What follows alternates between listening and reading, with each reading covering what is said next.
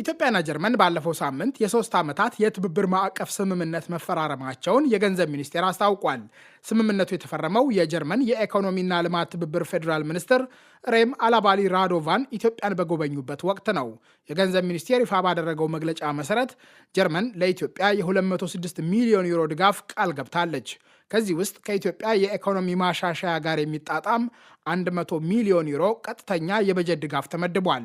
የበጀት ድጋፉ የመንግስትን የወጪና የግብር ፖሊሲዎች ለማረጋጋትና ለመዋቅራዊ ማሻሻያዎች የሚውል ነው። የተቀረው 106 ሚሊዮን ዩሮ በአንጻሩ ጀርመን ቅድሚያ ለምትሰጣቸው የትብብር ዘርፎች የተደለደለ ነው። ይህ በፕሮጀክትና በፕሮግራም ላይ የተመሰረተ የቴክኒክና የፋይናንስ ትብብር እንደሚሆን የገንዘብ ሚኒስቴር መግለጫ ያሳያል። ሰላማዊና አካታች ማህበረሰቦች መገንባት፣ የግብርና ሽግግርን መደገፍና ዘላቂ የኢኮኖሚ ልማትን ማበረታታት በድጋፍ ስምምነቱ ሁለተኛ ክፍል ውስጥ የተካተቱ ጉዳዮች ናቸው። ስምምነቱ የተፈረመው ባለፈው ህዳር የኢትዮጵያና የጀርመን ከፍተኛ ባለስልጣናት በርሊን ላይ ተገናኝተው ካደረጉት ድርድር በኋላ ነው። በጎርጎሮሳዊው ከ2025 እስከ 2027 በሚዘልቀው የትብብር ማዕቀፍ ስምምነት ጀርመን ለኢትዮጵያ ልትሰጥ ቃል የገባችው የገንዘብ መጠን ከቀደመው ማዕቀፍ በ30 ሚሊዮን ዩሮ ያነሰ እንደሆነ መቀመጫቸውን በርሊን ላይ ያደረጉ አንድ የዓለም አቀፍ ልማት ባለሙያ ለዶይቼ ቬለ ተናግረዋል። ይህ አንድም ጀርመን ለኦፊሲያል የልማት እርዳታ የምትመድበውን ገንዘብ በመቀነሷ ምክንያት የተከሰተ ነው። ስማቸው እንዳይጠቀስ የጠየቁት ባለሙያ ከገንዘብ መጠኑ መቀነስ ባሻገር ጀርመን በምትሰጠው ድጋፍ ትኩረት የምታደርግባቸው ዘርፎች መቀየራቸውን አስረድተዋል። ከዚህ በፊት የነበሩት የኢትዮጵያና የጀርመን የሁለትዮሽ የድጋፍ ማዕቀፎች የማሻሻያ ሂደቱን መደገፍ ላይ ያተኮሩ ነበሩ። ጦርነት ቢከሰትም የኢትዮጵያን ማሻሻያ ማጠናከር ይቻላል የሚል ተስፋ በጀርመን ዘንድ ነበረ። በድህረ ጦርነት ለግጭት የማቆም ስምምነቱ ለሽግግር ፍትህ፣ የቀድሞ ታጣቂዎች ትጥቅ በማስፈታት አሰልጥኖ ወደ ማህበረሰቡ የሚቀላቀሉበት ሂደት ድጋፍ በቀደመው ማዕቀፍ ውስጥ የተካተቱ ነበሩ። አሁን እየተመለከትን ያለነው ነገር ግን የበለጠ የጸጥታ ሁኔታ ላይ ትኩረት መሰጠቱን ነው። የቀድሞ ታጣቂዎችን ትጥቅ በማስፈታት አሰልጥኖ ወደ ማህበረሰቡ የሚቀላቀሉበትን ሂደት ለመደገፍ ጀርመን ከተባበሩት መንግስታት የልማት መርሃ ግብር ወይም ዩኤንዲፒ ጋር የተፈራረመችው የ5 ሚሊዮን ዩሮ ስምምነት ለዚህ ማሳያ ነው። ስምምነቱን የተፈራረሙት በኢትዮጵያ የጀርመን ኤምባሲ ቻርጅ ደ አፌር ፈርዲናንድ ፎን ቬይሄ እና በተባበሩት መንግስታት የልማት ፕሮግራም የኢትዮጵያ ተወካይ ሳሙኤል ግባይደ ናቸው። ባለፈው ሳምንት የተፈረመው ስምምነት ጀርመን በተባበሩት መንግስታት የልማት ፕሮግራም በኩል ለኢትዮጵያ የሰላም ድጋፍ መርሃ ግብር የመደበችውን ገንዘብ ወደ 19.5 ሚሊዮን ዩሮ ከፍ አድርጎታል። This program is also helping not only for, as I mentioned, for example, the school children to resume normal life. ይህ ፕሮግራም የትምህርት ቤት ልጆች መደበኛ ህይወታቸውን እንደገና እንዲጀምሩ ብቻ ሳይሆን የቀድሞ ታጣቂዎች ምሽጎቻቸውን ጥለው ወደ ማህበረሰቡና ወደ መደበኛ ህይወታቸው መመለስ እንዲችሉ ያቀልላቸዋል። ስለዚህ ይህ እጅግ በጣም ጠቃሚ አስተዋጽኦ ነው። Civilian life as before. So I think this is a very important contribution. በትግራይ ጦርነት ወቅት የሁለቱ ሀገራት ግንኙነት ክፉኛ ቢሻክርም ጀርመን በጠቅላይ ሚኒስትር አብይ አህመድ መንግስት ላይ ጫና ለማሳደር የተከተለችውን ስልት በሂደት የመለወጥ አዝማሚያ አሳይታለች። በጦርነቱ ምክንያት የአውሮፓ ህብረት ለኢትዮጵያ የተመደበ 90 ሚሊዮን ዩሮ የበጀት ድጋፍ አግዶ ነበር። የኢትዮጵያና የጀርመን የልማት ትብብር በጦርነቱ ወቅት በሰብአዊ እርዳታ ላይ እንዲያተኩር ቢሆንም ግጭት የማቆም ስምምነት ከተፈረመ በኋላ መሻሻል አሳይቷል። በፌዴራል መንግስትና በህወሀት መካከል ግጭት የማቆም ስምምነት ከተፈረመ በኋላ በአውሮፓና በኢትዮጵያ መካከል ያለውን ግንኙነት እንዲሻሻል ቀዳሚ እርምጃ የወሰዱት የጀርመንና የፈረንሳይ ውጭ ጉዳይ ሚኒስትሮች ናቸው። ግጭት የማቆም ስምምነቱን አተገባበርና በግጭት የተጠቁ አካባቢዎችን ለማረጋጋት የሚደረገውን ጥረት ጀርመን በመደገፍ ላይ እንደምትገኝ የሀገሪቱ ውጭ ጉዳይ መስሪያ ቤት አስታውቋል። ሁለቱ ሀገሮች ዲፕሎማሲያዊ ግንኙነት የጀመሩበትን 120ኛ ዓመት በማስመልከት መስሪያ ቤቱ ያወጣው መግለጫ እንደሚለው ጀርመን በኢትዮጵያ ውስጥ የሚካሄዱ ፖለቲካዊ ግጭቶችን ለማሸማገል ትረዳለች። በአማራና በኦሮሚያ ክልሎች የሚካሄዱ ግጭቶች ግን እስካሁን መቋጫ አላገኙም። በኢትዮጵያ ፌዴራል መንግስትና በህወሀት መካከል የበረታው ፍጥጫ ሌላ ጦርነት እንዳይቀሰቀስ አስግቷል። ከግጭቶቹ ባሻገር ለሰባተኛው አጠቃላይ ምርጫ በምትዘጋጀው ኢትዮጵያ ያለው ነባራዊ ሁኔታ የጀርመን ባለስልጣናትን ተስፋ የሚያስቆርጥ እንደሆነ ስማቸው እንዳይጠቀስ የጠየቁት የዓለም አቀፍ ልማት ባለሙያ ይናገራሉ። የጀርመን የውጭ ጉዳይና የልማት ፖሊሲ አውጪዎች ከትግራይ ጦርነት በኋላም ቢሆን በኢኮኖሚ ማሻሻያ አጀንዳና በጠቅላይ ሚኒስትር አብይ የነበራቸው ተስፋ እየበነኑ መሆናቸውን የተገነዘቡ ይመስለኛል። ምክንያቱም ከመጋረጃ ጀርባ የጀርመን ዲፕሎማቶች በኢትዮጵያ የተቋማት አቅም ግንባታ በሲቪል ድርጅቶች ላይ በተወሰደ እርምጃ ምክንያት አስቸጋሪ እንደሆነ፣ የሀገራዊ ምክክርና የሽግግር ፍትህ ሂደቶች በመንግስት ቁጥጥር ስር መውደቃቸውን እየተገነዘቡ ነው። ኢትዮጵያ በቀይ ባህር በኩል ወደብ እንድታገኝ የጠቅላይ ሚኒስትር አብይ አህመድ መንግስት የሚያደርገው ግፊት ከኤርትራ ጋር የፈጠረው ውጥረት የተባበሩት መንግስታት፣ የአፍሪካ ህብረትና የአውሮፓ ህብረትን የመሳሰሉ ተቋማትን እንዳሰጋ ባለፈው ሳምንት ታይቷል። ጀርመን የምትገኝበት የአውሮፓ ህብረት ኢትዮጵያና ኤርትራ ማንኛውንም ውጥረት ወይም አለመግባባት በሰላማዊና በዲፕሎማሲያዊ መንገድ እንዲፈቱ ጥሪ አቅርቧል። ጀርመንን የመሳሰሉ ሀገራትና እንደ አውሮፓ ህብረት ያሉ ተቋማት በኢትዮጵያ ነባራዊ ሁኔታ ስጋታቸውን ከመግለጽ ባሻገር ሌላ ዙር ግጭት እንዳይቀሰቀስ ለመግታት የሚያስችል መሳሪያ በእጃቸው ያለ አይመስልም። ሁኔታዎች አስቸጋሪ እንደሆኑ ያውቃሉ። በተለይ ከትግራይ ጊዜያዊ አስተዳደርና ከህወሀት ጋር ያለው ግንኙነት የተወሳሰበ እንደሆነ ይገነዘባሉ። ነገር ግን እጃቸውን አጣጥፈው በመቀመጥ እንዴት እንደሚቋጭ መመልከት አይችሉም። ከኢትዮጵያ ጋር የሁለትዮሽ ግንኙነታቸውን መቀጠልና ለመዋዕለ ንዋይ ዕድሎች መኖራቸው ማየት አለባቸው። ነገር ግን ውስጣዊ ዲፕሎማሲያዊ ግንኙነት እንዲሻሻል ለማድረግ የሚያስችል አቅም አላቸው ብዬ አላምንም። ኢትዮጵያ ባለፉት ወራት በፈረንሳይና በጀርመን በተካሄዱ የኢንቨስትመንት ስብሰባዎች የአውሮፓ ባለውረቶችን ቀልብ ለመግዛት ጥረት አድርጋለች። የሀገሪቱ ወቅታዊ የፖለቲካና የጸጥታ ሁኔታ ግን መረጋጋትን አጥብቀው የሚሹ ምዕራባውያን ኩባንያዎችና ባለውረቶችን ከኢትዮጵያ የማሸሽ አቅም አለው። አድማጮች፣ የዛሬው መሰናዶ ተጠናቀቀ። እሸቴ በቀለ ነኝ። ጤና ይስጥልኝ።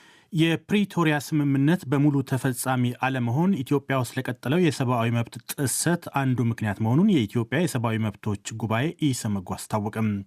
የሰብአዊ መብት ድርጅቱ ባወጣው መግለጫ ኢትዮጵያ ውስጥ የሚታየው የሰብአዊ መብት አያያዝ ከፍተኛ መሻሻል ሊያሳይ የሚገባ ነው።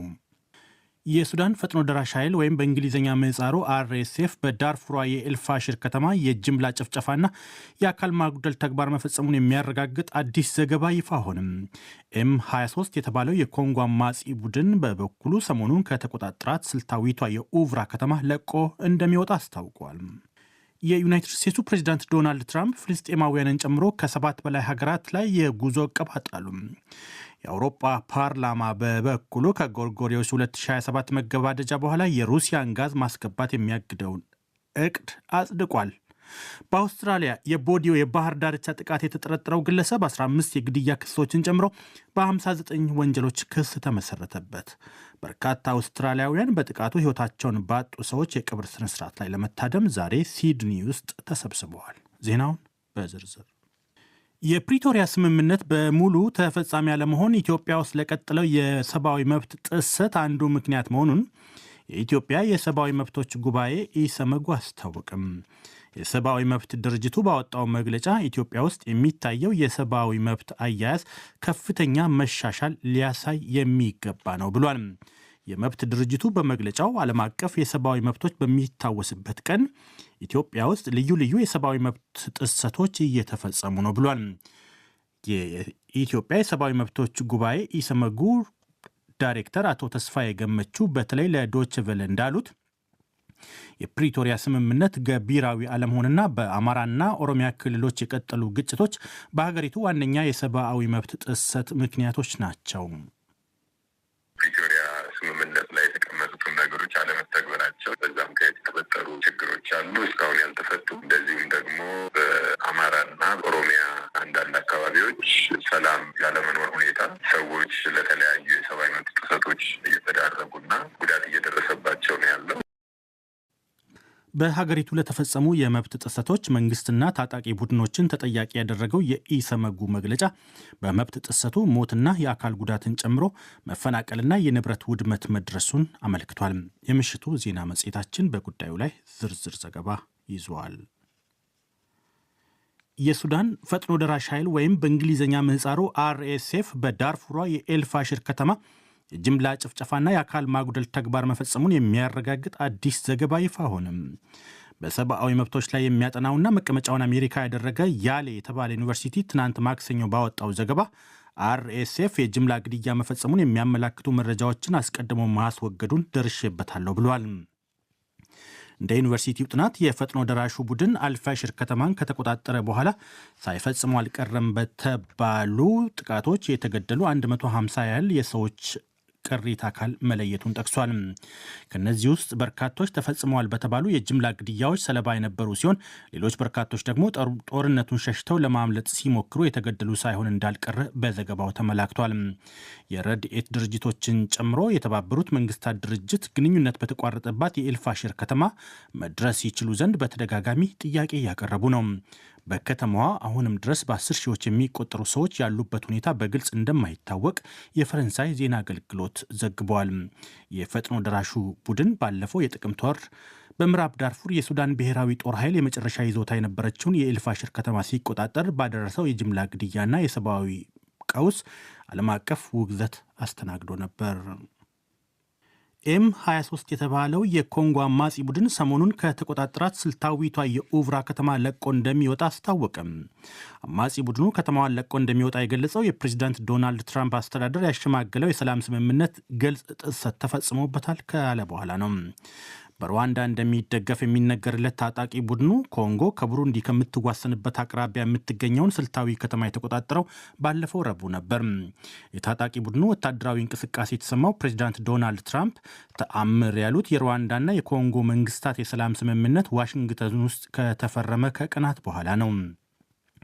ይህንኑ ተከትሎ የአማጺ ቡድኑ ግስጋሴ የተደረሰውን የሰላም ስምምነት ከማወሳሰቡ ባሻገር ሌላ ቃጠናዊ ግጭት እንዳያስከትል አስግቷል።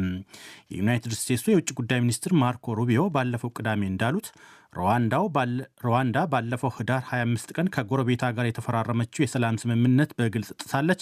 ለዚህ ማስተዳደራቸው በምላሹ እርምጃ ሊወስድ እንደሚችል አስጠንቅቀዋል። ይህንኑ ተከትሎ የኤም23 የፖለቲካ ዘርፍ ኃላፊ ኮርኒሌ ናንጋ ከአሜሪካ አሸማጋዮች የቀረበላቸውን ጥሪ ተከትለው ከስልታዊቷ ከተማ ለቀው እንደሚወጡ ዛሬ አስታውቀዋል። ከተማዋን ለቀው የሚወጡበትን ዝርዝር ሂደት ግን ከመናገር መቆጠባቸውን የፈረንሳይ ዜና አገልግሎት ዘግበዋል። የዩናይትድ ስቴትሱ ፕሬዚዳንት ዶናልድ ትራምፕ ፍልስጤማውያንን ጨምሮ ከ7 በላይ ሀገራት ላይ የጉዞ እቀባ ጣሉ። የጉዞ እቀባ ከተጣለባቸው መካከል አብዛኞቹ የአፍሪቃ ሀገራት ናቸው። ፕሬዚዳንት ዶናልድ ትራምፕ ትናንት ማክሰኞ በተጨማሪ ሀገራት ላይ የጉዞ እቀባ መጣላቸው ይፋ ሲደረግ የሀገራቱን ቁጥር 40 አድርሷል።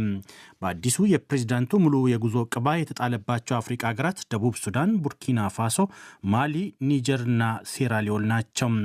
ኤርትራ፣ ሱዳን፣ ኮንጎ ሪፐብሊክና ሶማሊያ አስቀድሞ የዚሁ የሙሉ በሙሉ የጉዞ እቀባ ከተጣለባቸው የአፍሪካ ሀገራት ውስጥ ተጠቃሾች ናቸው። ቀደም ሲል በባለስልጣናት ላይ የጉዞ እቀባ የተጣለባቸው የፍልስጤማውያንም የዚሁ የጉዞ እቀባ ሰለባ ሆነዋል።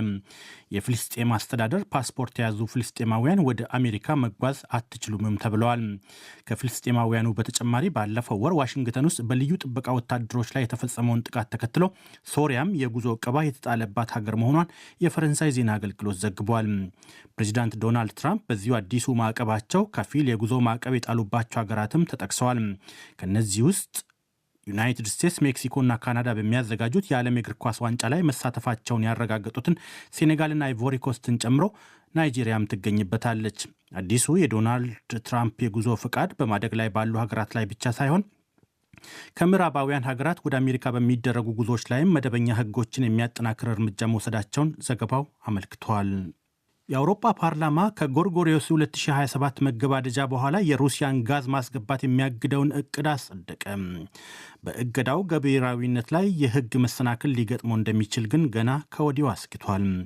ህብረቱ የሩሲያን ጋዝ ማስገባት የሚከለክለውን ህግ ለማጽደቅ በ500 ድጋፍ 120 ተቃውሞና 32 ድምፅ ታቅቦ አድርጎበታል። ነገር ግን የፓርላማው ውሳኔ ህግ ሆኖ እንዲጸና የህብረቱ አባል ሀገራት ሚኒስትሮችን ይሁንታ ማግኘት እንዳለበት የጠቀሰው የሮይተርስ ዘገባ የህብረቱ አባል ሀገራትም ህጉን እንዳለ ተቀብሎ ገቢራዊ ማድረግ ይጠበቅባቸዋል ብሏል። በአብላጫ ድምፅ የጸደቀው ህጉ እንደ ሃንጋሪና ስሎቫኪያ ካሉ የሩሲያ አጋር ሀገራት ግንኙነታቸው መቀጠል ከሚፈልጉ ሀገራት ተቃውሞ ማስተናገዱን ዘገባው አመልክቷል። አዲስ በጸደቀው ህግ መሰረት ህብረቱ በጎርጎርሳውያኑ 2026 መጨረሻ ፈሳሽ የተፈጥሮ ጋዝ ማስገባት ሲያቆም በመስከረም 2027 መጨረሻ ደግሞ በጋዝ መተላለፊያ መስመር የሚገባውን ጋዝ ማስገባት ያቆማል። የአውሮፓ ህብረት ከቀድሞ ከፍተኛ ጋዝ አቅራቢ አጋሩ ሩሲያ ጋር የሚኖረውን የጋዝ ግብይት ግንኙነት ለማቋረጥ ባለፈው የህዳር ወር መጨረሻ ነበር ከስምምነት የደረሰው። ይህ ዶይቼ ቬለ ነው። በአውስትራሊያ የቦንዲው የባህር ዳርቻ ጥቃት የተጠረጠረው ግለሰብ 15 የግድያ ክሶችን ጨምሮ በ59 ወንጀሎች ክስ ተመሰረተበት። በርካታ አውስትራሊያውያን በጥቃቱ ሕይወታቸውን ባጡ ሰዎች የቀብር ስነስርዓት ላይ ለመታደም ዛሬ ሲድኒ ውስጥ ተሰብስበዋል። ጥቃቱን ካደረሱት አንዱ የሆነውና በሕይወት ተርፎ በቁጥጥር ስር የዋለው የ24 ዓመቱ ናሼድ አክራም ዛሬ ከጽኑ ህሙማን ሕክምና ክፍል ውስጥ እንዳለ በቪዲዮ የተላለፈ ክስ ተመስርቶበታል። ባለፈው እሁድ በሙሉ አይሁዳውያን ለሆኑ 15 ሰዎች ህልፈትና ለ20 ሰዎች መቁሰል ምክንያት የነበረውን የጅምላ ጥቃት የፈጸሙት አባትና ልጅ መሆናቸውን ያመለከተው የአውስትራሊያ ፖሊስ አባት ጥቃቱ በደረሰበት ወቅት ከፖሊስ በተተኮሰ ጥይት መገደሉን ገልጿል። ቆስሎ በቁጥጥር ስር የዋለው አክራም ዛሬ የተመሰረተበት ክስ የሽብር ወንጀልን ጨምሮ በእያንዳንዱ ሰው ግድያና መቁሰል ተጠያቂ ነው ይላል። ጥቃቱ በተፈጸመበት አቅራቢያ በተገኘው የተጠርጣሪው ተሽከርካሪ ውስጥ በርካታ ተቀጣጣይ ፈንጂዎች መገኘታቸውን የጠቀሰው ፖሊስ ለሽብር ተግባር ሊውል እንደነበረም አመልክቷል።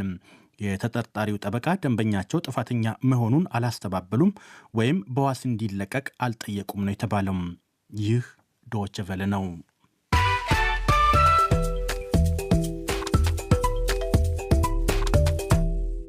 አድማጮች ዜናውን ለማብቃት አንድ አፍታ ርዕሶቹን ላስታውሳችሁ። የፕሪቶሪያ ስምምነት በሙሉ ተፈጻሚ አለመሆን ኢትዮጵያ ውስጥ ለቀጥለው የሰብአዊ መብት ጥሰት አንዱ ምክንያት መሆኑን የኢትዮጵያ የሰብአዊ መብቶች ጉባኤ አስታወቀ። የሰብአዊ መብት ድርጅቱ ባወጣው መግለጫ ኢትዮጵያ ውስጥ የሚታየው የሰብአዊ መብት አያያዝ ከፍተኛ መሻሻል ሊያሳይ የሚገባ ነው ብሏል። የሱዳን ፈጥኖ ደራሽ ኃይል ወይም በእንግሊዝኛ ምህፃሩ RSF በዳርፉሯ የኤልፋሽር ከተማ የጅምላ ጭፍጨፋና የአካል ማጉደል ተግባር መፈጸሙን የሚያረጋግጥ አዲስ ዘገባ ይፋ ሆነ። M23 የተባለው የኮንጎ አማጺ ቡድን ደግሞ ሰሞኑን ከተቆጣጠራት ስልታዊቷ የኡቭራ ከተማ ለቆ እንደሚወጣ አስታውቋል። የዩናይትድ ስቴትሱ ፕሬዚዳንት ዶናልድ ትራምፕ ፍልስጤማውያንን ጨምሮ ከ7 በላይ ሀገራት ላይ የጉዞ ዕቀባ ጣሉ። የአውሮፓ ፓርላማ በበኩሉ ከጎርጎሪዮስ 2027 መገባደጃ በኋላ የሩሲያን ጋዝ ማስገባት የሚያግደውን እቅድ አጽድቋል። በአውስትራሊያ የቦንዲው የባህር ዳርቻ ጥቃት የተጠረጠረው ግለሰብ 15 የግድያ ክሶችን ጨምሮ በ59 ወንጀሎች ክስ ተመሰረተበት። በርካታ አውስትራሊያውያን በጥቃቱ ሕይወታቸውን ባጡ ሰዎች የቀብር ስነስርዓት ላይ ለመታደም ዛሬ ሲድኒ ውስጥ ተሰብስበዋል። ዜናው በዚሁ አበቃ። ጤና ይስጥልኝ።